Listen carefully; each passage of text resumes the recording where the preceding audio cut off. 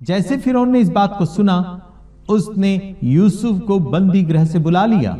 अब क्या होगा? यूसुफ फिरौन के स्वप्न का अर्थ बतलाएगा और उसके बाद वो उससे विनती करेगा कि मैंने कोई अपराध नहीं किया है, मुझे जो है छुटकारा चाहिए, मुझे स्वतंत्रता चाहिए। और फिर उसको स्वतंत्र कर देगा। वो अपने घर जाएगा, अपने पापा के यहाँ, अपने भाई बहनों के साथ, अपने लोगों के साथ वो जीवन निर्वाह करेगा।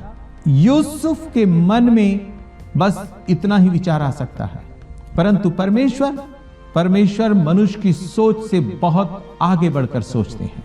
हम में से बहुत से लोग जानते हैं कि परमेश्वर यूसुफ के साथ क्या करने जा रहे हैं, बहुत से लोग नहीं जानते हैं। आइए हम देखते हैं कि परमेश्वर के पास यूसुफ के लिए कैसी अनोखी और बड़ी आशीष है। 15 वचन, फिरौन ने यूसुफ से कहा, मैंने एक स्वप्न देखा है और उसके फल का बताने वाला कोई भी नहीं, और मैंने तेरे विषय में सुना है कि तू स्वप्न सुनते ही उसका फल बता सकता है। 16 वचन, यूसुफ ने फिरौन से कहा, मैं तो कुछ नहीं जानता, परमेश्वर ही फिरौन के लिए शुभ वचन देगा। पिलाने हारों के प्रधान से की गई यूसुफ की विनती को 2 वर्ष बीत चुके हैं। यूसुफ जब फिरौन के सामने आकर खड़ा हुआ और फिरौन ने कहा, मैंने तेरे विषय में सुना है कि तू स्वप्न का अर्थ सुनते ही तुरंत बता देता है। यूसुफ का मन फूल नहीं गया, घमंड से नहीं भर गया। उसने अपना वर्चस्व, अपनी बड़ाई नहीं की, परंतु बड़े साधारण शब्दों में, सीधे साधे अंदाज में उसने फिरौन से कहा, मैं कुछ नहीं जानता, लेकिन वो परमेश्वर जिसकी यूसुफ उपासना करता है, वो परमेश्वर फिरौन के स्वप्न का फल बता सकता है। वो परमेश्वर सब कुछ कर सकता है। यूसुफ के मन में आज भी परमेश्वर के प्रति वो विश्वास, वो वफादारी कायम है। परमेश्वर का वचन कहता है, हमें धीरज धरना है, हमें निराश नहीं होना, हमें अपने परमेश्वर के प्रति जो विश्वास हमने उसके अनुग्रह से पाया है, उस विश्वास में हमें बने रहना है। आज के इन शिक्षा के सत्र के द्वारा हमें अपने हृदय को आशा से और दृढ़ विश्वास से मजबूत करना है कि परमेश्वर मेरे जीवन में भी अनोखा, भला और सामर्थी काम करेगा, जो अब यूसुफ के जीवन में करने जा रहा है। सो यूसुफ के जीवन में परमेश्वर क्या करने जा रहा है, आइए हम बड़े ध्यान से इस बातों को देखेंगे। यूसुफ ने 16 वचन में कहा, परमेश्वर ही फिरौन के लिए शुभ वचन देगा। 17 वचन, फिर फिरौन यूसुफ से कहने लगा, मैंने अपने स्वप्न में देखा कि मैं नील नदी के किनारे पर खड़ा हूँ। 18 वचन, फिर क्या देखा कि नदी में से 7 मोटी और सुंदर सुंदर गायें निकलकर कछार की घास चरने लगी। 19 वचन, फिर क्या देखा कि उनके पीछे 7 और गायें निकली जो दुबली और बहुत कुरूप और दुर्बल है। मैंने तो सारे मिस्र देश में ऐसी कुडोल गायें कभी नहीं देखी। 20 वचन, और इन दुर्बल और कुडोल गायों ने उन पहली 7 मोटी मोटी गायों को खा लिया। 21 वचन, और जब वे उनको खा गई तब यह मालूम नहीं होता था कि वे उनको खा गई है, क्योंकि वे पहले की नाई जैसी की तैसी कुडोल रही। तब मैं जाग उठा। 22 वचन, फिर मैंने दूसरा स्वप्न देखा कि एक ही डंडी में 7 अच्छी अच्छी और अन्न से भरी हुई बालें निकली। 23 वचन, फिर क्या देखता हूँ कि उनके पीछे और 7 बालें छूची छूची और पतली और पुरवाई से मुरझाई हुई निकली। 24 वचन, और इन पतली बालों ने उन 7 अच्छी अच्छी बालों को निगल लिया। इसे मैंने ज्योतिषियों को बताया, पर इसका समझाने हारा कोई नहीं मिला। 25 वचन, तब यूसुफ ने फिरौन से कहा, फिरौन का स्वप्न एक ही है, परमेश्वर जो काम किया चाहता है उसको उसने फिरौन को जताया है। फिरौन ने यूसुफ से दोनों सपनों का वर्णन किया और वर्णन खत्म होते ही यूसुफ ने उसका अर्थ समझाना शुरू किया। जब फिरौन यूसुफ से स्वप्न का वर्णन कर रहा था, परमेश्वर यूसुफ को उस स्वप्न का अर्थ बतला रहे थे। यूसुफ फिरौन के स्वप्न को भी सुन रहा था और परमेश्वर की आवाज को भी सुन रहा था। जो स्वप्न फिरौन ने देखा है उसका अर्थ क्या है और परमेश्वर की इच्छा क्या है, जो परमेश्वर मिस्र में या परमेश्वर इस पृथ्वी पर या परमेश्वर यूसुफ के जीवन में करने जा रहा है।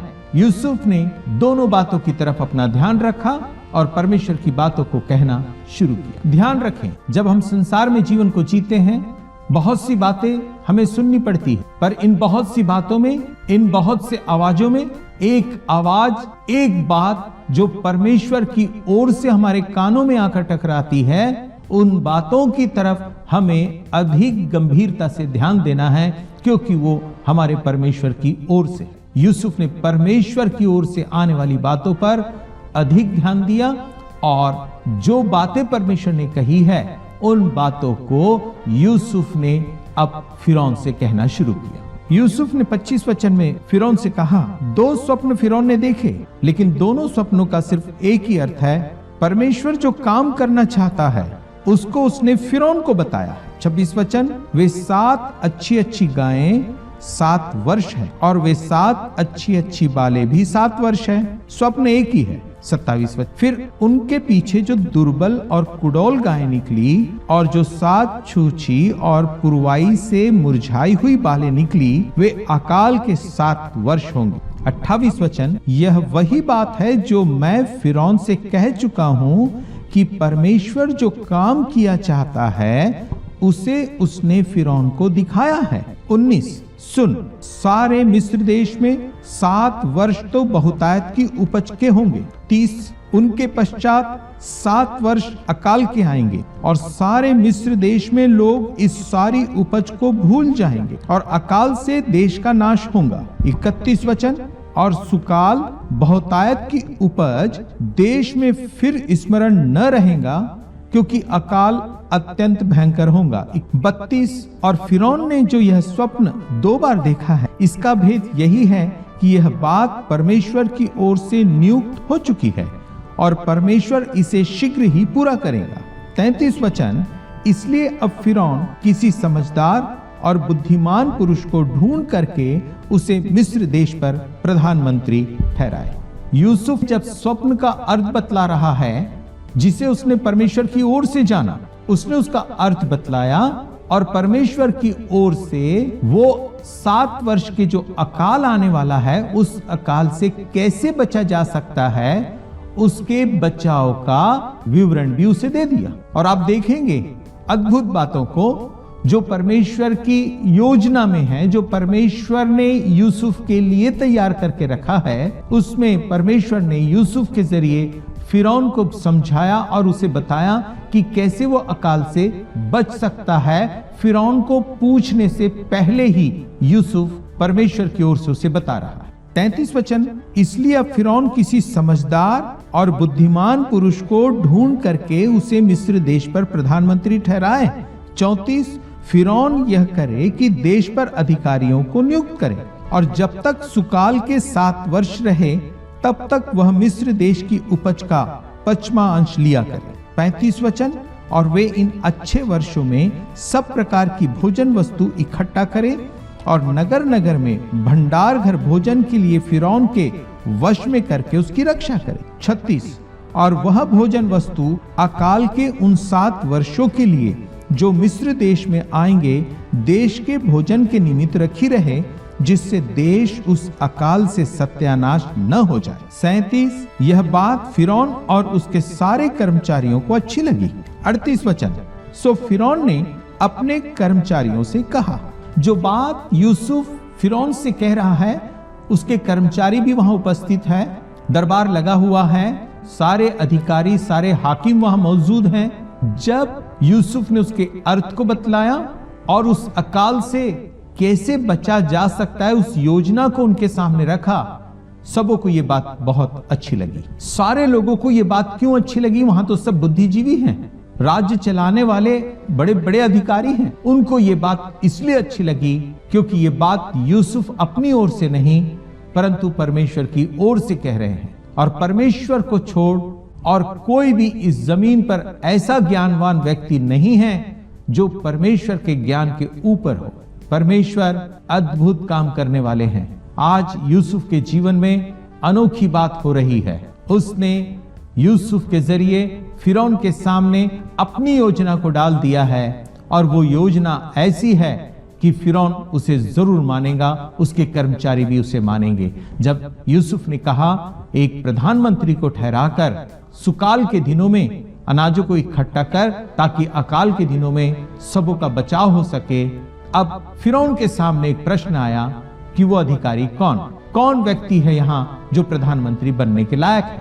38 वचन, सो फिरौन ने अपने कर्मचारियों से कहा कि क्या हमको ऐसा पुरुष जैसा यह है जिसमें परमेश्वर का आत्मा रहता है मिल सकता है? फिरौन ने जब स्वप्न के अर्थ को यूसुफ के द्वारा सुना और अकाल से बचाव का योजना जब उसने सुना, फिरौन ने एक बात समझ लिया कि मेरे सामने जो यूसुफ खड़ा है, ये यूसुफ इतने बड़े काम को नहीं कर सकता अगर परमेश्वर उसके साथ ना हो। उसने जान लिया कि परमेश्वर का आत्मा इसके साथ है और वही आत्मा मुझसे बातचीत कर रहा है और परमेश्वर का आत्मा इस यूसुफ के साथ रहता है। तो जो योजना परमेश्वर ने परमेश्वर के दास यूसुफ के जरिए मेरे सामने रखी है, उस योजना को सफल भी यही व्यक्ति कर सकता है।